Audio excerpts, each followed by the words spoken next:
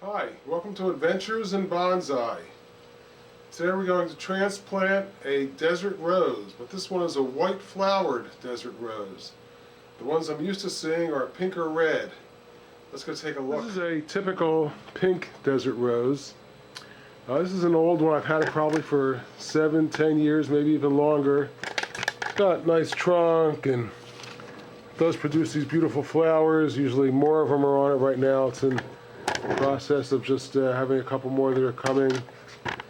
But we're going to go and take a look at a different kind, the white flowered variety. This is the white flowered variety of desert rose. As you can see, this one here is in full bloom. It's got a nice trunk. We're going to transplant it from this pot in soil into sphagnum moss. The best way to grow these things from my experience. Let's go see what we need to do. This is the rather colorful pot that I made years ago. See if we can see when it was made. I usually sign these, but I can't quite make it out through the dirt. But this looks like it'll be a good size for this one here. These plants, desert rose, it's really called the Adenium obesum. Mainly the obesum probably refers to the fat trunk they have, and this is called a cauticus. It's thick, and they grow this way when you plant them from seeds. If you take a cutting from here, which is very easy to do, to make cuttings off of these, they never thicken up like this. They just stay thin and spindly all their lives. The flowers here are tubular and quite beautiful. These are white flowers. Usually they're red, as I told you, or pinkish. The sap from this tree is a very interesting thing because it's poisonous, and it's used in Africa for hunting on arrow tips for large game. This plant is native to sub-Saharan areas, in other words, areas that are south of the Sahara Desert and also Arabia. Okay, so what I'm going to do here now is I'm going to take this plant out of the soil and wash away the dirt and get to the roots and see how it fits in this pot.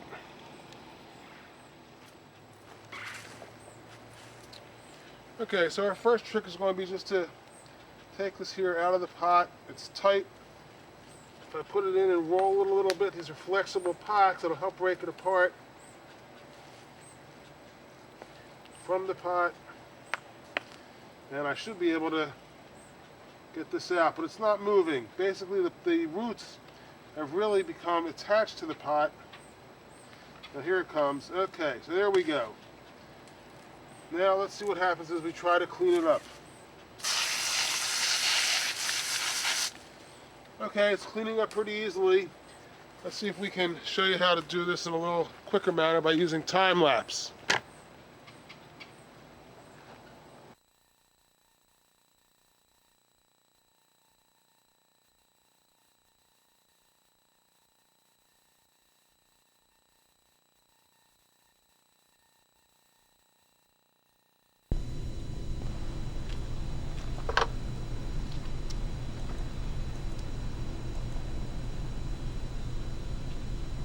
I had some problems here with the time lapse, obviously. And this here was all supposed to be time lapse to show you what I was doing. And basically what I'm doing here is I'm stuffing in the sphagnum moss hide and getting it in. But what I had done previously that you saw in, unfortunately, a time lapse mode that was supposed to be regular mode was when I decided to cut off the bottom of the tree, and I left it on an angle so that the tree would grow at an angle, and I started then to put it into the sphagnum moss, and I ran into problems with it because it just wasn't fitting because there was too much sphagnum moss on the bottom. When I cut it, I was trying to be careful not to cut those little roots that were coming out of the sides of it here, because I wanted them to be able to go into the sphagnum moss and become aerial roots that would come down later. So what I'm doing here is I'm just stuffing everything in and taking my time, and that's what you need to do when you do this. You need to take your time I thought this was all being done in time lapse, and here you go, see the tree is falling out, and it's just, it needs to come out. I got too much sphagnum moss in there, so I take it out, and I start again, and I'm putting it in here, and the idea, like I said, is to have this thing on an angle. I didn't want it just straight up and down like they usually are, because this way the branches from the top will now start to grow up anti-gravity, and will make them curve, which will have an interesting effect. So that was my idea here. And as you can see, I'm just really stuffing this stuff in tightly, because you need to make this stuff fit well, because that really helps the roots grow. You have to remember the sphagnum moss has great medicinal qualities for roots and for other parts of the plant. And when you put it in there good and solid, the plant reacts by growing well and doing well, as you saw with the other desert rose that I've had for years. That is really solidly in its pot and just does really well.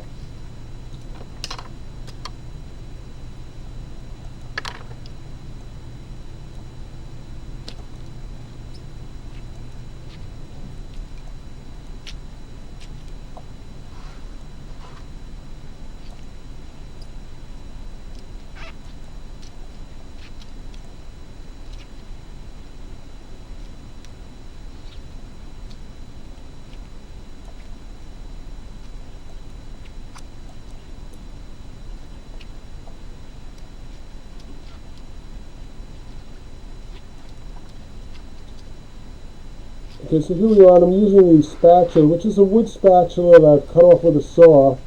It's got a curved aspect to it, which makes it work better with curved pots. And now I'm taking the chopstick, and this is actually the wrong chopstick that I grabbed. It's one that I use for other special work. I've gotten pieces of it really ground down so they're sharp.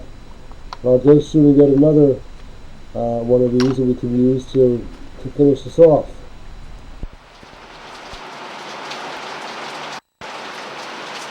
Well, it's raining pretty heavily down here now, so I've had to come inside my shed to finish this off. All I do now is clean this up a little bit, get rid of the sphagnum moss and other stuff that's coming out over the edge of the pot, and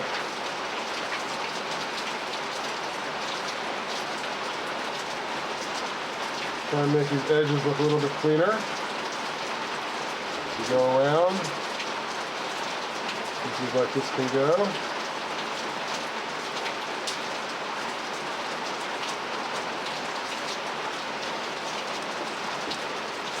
So pressing everything down firmly. You want a real firm fit. Plants do better then.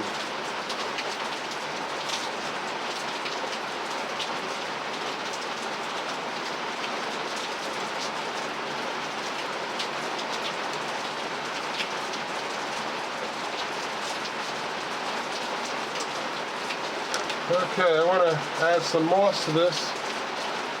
I have some moss here. I want to have to go and clean it up outside a little bit first. I'll be back with it. Well, I'm kind of soaked here, but that's okay. It's fun. It's a nice summery rain. It's enjoyable to be out there and be part of nature. And we can bring nature into our houses. These plants do pretty well indoors, but sometimes their trunks don't get that thick when they're indoors. That's why I like mine outside. So I'm just placing the moss all around it here, editing it as I go, just pulling pieces off, adding pieces on, making sure that when I push down, I see water coming up through here, because that's how I know the moss will attach well, the surface moss will attach well to the sphagnum moss. I need another piece here. I have to clean it out. Let's go see. This one here looks like it'll be good. And I'll need another piece too. So I'll take that, and I want to go clean these out and be back. Okay, let's try to finish this guy up. Taking that surface moss, putting it where I want it.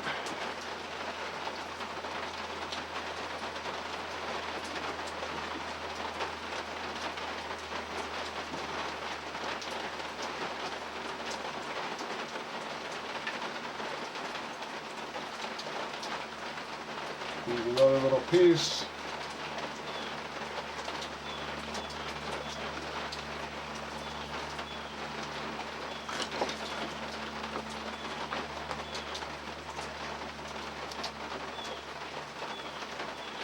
It's nice to edge them off and make them look neat.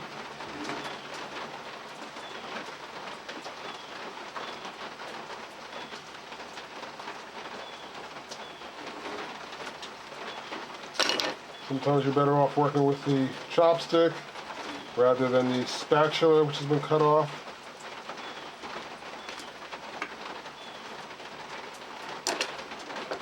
Okay, let's take a little better look at this plant, see what we've done. Oh no, we're not done yet, actually, because I do have this here to work with. Now remember, we took off a big chunk of the roots, and in order to do that, we should really lower the foliage up top so there's not so much of a need, even though I'm not really worried about that happening here. I have a feeling that if we cut off some of these, in the long run, it's going to make this plant look a little bit better. Question is whether I want to keep that one or not. No, I think I want to let that one go too. So now I've got these 4 trunks coming out. Let's take a little better look at the whole thing. It's always nice to use the Lazy Susan for turning these around. Kind of gives you a better look at things. I hope you can see this decently with the light background of the window there. And here we have it.